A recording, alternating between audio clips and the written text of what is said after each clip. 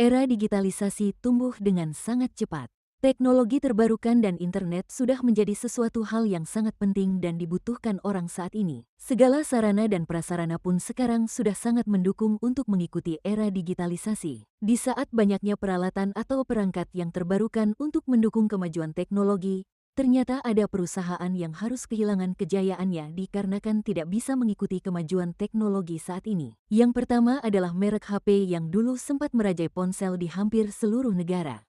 Merek HP itu adalah Nokia. Ponsel di era tahun 90-an sampai tahun 2000-an dikuasai sepenuhnya oleh Nokia, hingga membuat mereka menjadi raksasa teknologi yang tak tertandingi pada masa itu. Pada saat itu, ponsel Nokia menjadi ponsel sejuta umat yang dipakai masyarakat dari kalangan bawah hingga kalangan atas. Ketika itu, sudah ada beberapa merek ponsel, namun Nokia seakan berdiri sendiri dan tak mampu disaingi. Kedikdayaan dari Nokia ini terus bertahan hingga tahun 2007. Di tahun tersebut market share Nokia mencapai 49,4%. Meski begitu, tanda-tanda posisi Nokia mulai tergoyahkan pada tahun berikutnya. Setelah tahun 2007, market share Nokia terus anjlok menjadi 43,7% dan di tahun 2018 kemudian di 41,4% dan 34,2%. Tidak sampai 5 tahun setelah itu, market share Nokia habis dan hanya tersisa 3%. Beberapa pengamat mengatakan, salah satu penyebab kebangkrutan Nokia dikarenakan kurang melakukan inovasi. Di saat kompetitor melakukan banyak inovasi mengikuti kemajuan zaman, Nokia tidak beranjak dari zona nyaman kedikdayaan mereka. Sehingga membuat Nokia kalah bersaing dengan kompetitornya. Sampai pada akhirnya, di Januari tahun 2007, Steve Jobs berjalan ke panggung dan mengeluarkan iPhone dari sakunya dan mengubah dunia terkait ponsel dengan teknologi terbarukan. Nokia tidak merasa software itu penting. Nokia membuat ponsel yang bagus.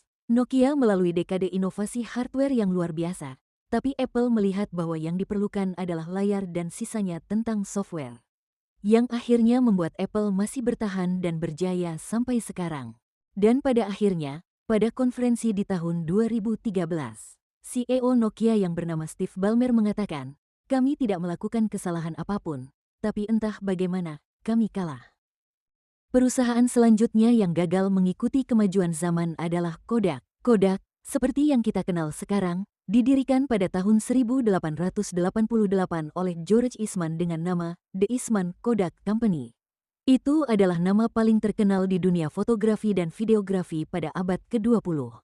Kodak membawa revolusi dalam industri fotografi dan videografi. Pada saat hanya perusahaan besar yang dapat mengakses kamera yang digunakan untuk merekam film, Kodak memungkinkan ketersediaan kamera untuk setiap rumah tangga dengan memproduksi peralatan yang portabel dan terjangkau.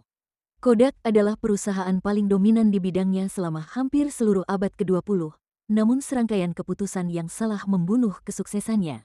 Perusahaan tersebut menyatakan dirinya bangkrut pada tahun 2012. Kodak, selama bertahun-tahun, menikmati kesuksesan yang tak tertandingi di seluruh dunia. Pada tahun 1968, mereka telah menguasai sekitar 80% pangsa pasar global di bidang fotografi, seiring kemajuan teknologi, penggunaan film dan lembaran cetak secara bertahap terhenti. Hal ini disebabkan oleh penemuan kamera digital pada tahun 1975. Namun, Kodak menampik kemampuan kamera digital dan menolak berbuat apa-apa. Tahukah Anda bahwa penemu kamera digital, Stephen Sasson, adalah seorang insinyur listrik di Kodak ketika ia mengembangkan teknologi tersebut? Ketika Stephen memberitahu para bos di Kodak tentang penemuannya, ternyata bos Kodak tidak menanggapi apa yang disampaikan Stephen. Di saat kompetitor lain berusaha mengembangkan kamera digital tersebut, Kodak masih bertahan dengan bisnis film dan kertas. Sampai pada akhirnya kompetitor sukses dengan kamera digitalnya. Ketika Kodak akhirnya memahami dan memulai penjualan dan produksi kamera digital, semuanya sudah terlambat. Banyak perusahaan besar telah memantapkan diri mereka di pasar pada saat itu, dan Kodak tidak dapat mengimbangi perusahaan-perusahaan besar tersebut. Pada tahun 2004, Kodak akhirnya mengumumkan akan menghentikan penjualan kamera film tradisional. Keputusan ini membuat sekitar 15.000 karyawan atau sekitar 1/5 dari tenaga kerja perusahaan pada saat itu diberhentikan. Sebelum awal tahun 2011, Kodak kehilangan tempatnya di indeks S&P 500 yang mencantumkan 500 perusahaan terbesar di Amerika Serikat berdasarkan kinerja saham. Pada bulan September tahun 2011, harga saham Kodak mencapai titik terendah sepanjang masa di 0,54 US dollar per saham. Saham tersebut kehilangan lebih dari 50% nilainya sepanjang tahun itu. Pada tanggal 19 Januari tahun 2012, Kodak mengajukan perlindungan kebangkrutan bab 11 yang mengakibatkan reorganisasi perusahaan.